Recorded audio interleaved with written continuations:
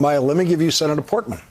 I believe that some of the president's actions in this case, including asking a foreign country to investigate a potential political opponent and the delay of aid to Ukraine, were wrong and inappropriate. But I do not believe that the president's actions rise to the level of removing a duly elected president from office and taking him off the ballot in the middle of an election. So when can you? What's left? What is left? It's an election. It's we the people. Our elected officials do not get to decide who the next president is. We do.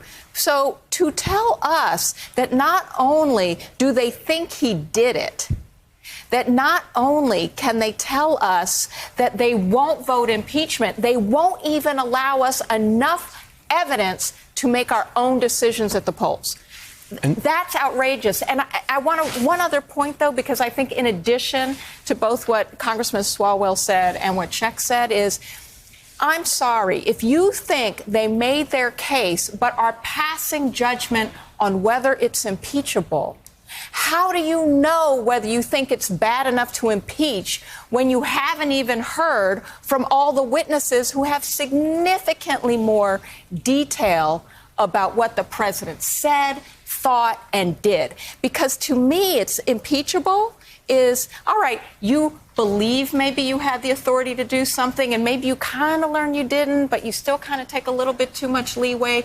That is very different from, I knew, I didn't care. It was going to help me. It was going to screw a country that was actually going to help the American people, and I still didn't care. Like, those differences in the quality, in the texture of how corrupt the intent was, goes straight to impeachability. And they not only denied themselves the ability to make an informed decision, they denied voters the ability to make an informed decision. And the thing that they also don't mention, and here's why they don't mention it, and Hamilton talks about this in Federalist 65.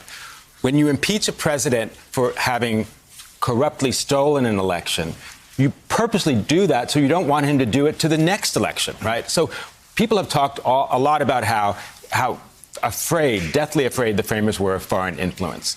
Well, but they haven't made this point. They were afraid of foreign influence because America was small and weak and a baby then. These other countries were more powerful. Now that we're strong, a president can use our power to coerce foreign countries to influence our election. All these intelligence agencies, friend and foe, have information on the people that Donald Trump is running against. And because the U.S. is powerful now, because he has immunity from doing this, he can ask other countries to help him in this election. That's why he should be impeached and convicted. Ron Klain, I need you to help me with a translation of something that, I'm sorry, to me, makes no sense. This is Senator Lisa Murkowski, and it's her explanation of why she voted against witnesses. She said, given the partisan nature of this impeachment from the very beginning and throughout, I have come to the conclusion that there will be no fair trial in the Senate. I don't believe the continuation of this process will change anything. It is sad for me to admit that. As an institution, the Congress has failed. Ron, she is the Congress, isn't she? And maybe she wouldn't, maybe it wouldn't fail if she didn't fail. I don't know. What does it all mean? Yeah, the Senate is drowning, and I'm holding its head underwater.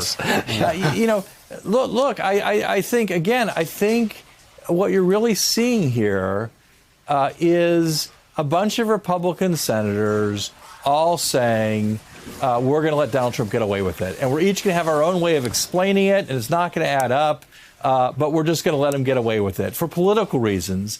And to go back to build on something that Rick said and take it a step farther, when Rob Portman says, hey, you shouldn't impeach Trump because it's an election year, I think just the opposite is true in this case. What Trump is accused of doing is trying to steal the election.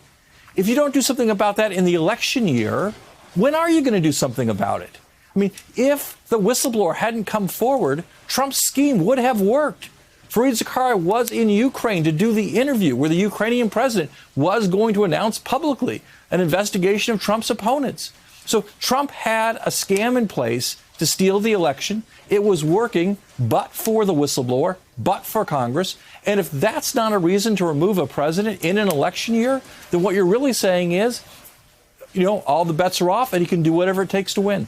And I think that really is what the Republican senators are saying. Thanks for checking out our YouTube channel. Subscribe by clicking on the button below for more from The Last Word and the rest of MSNBC.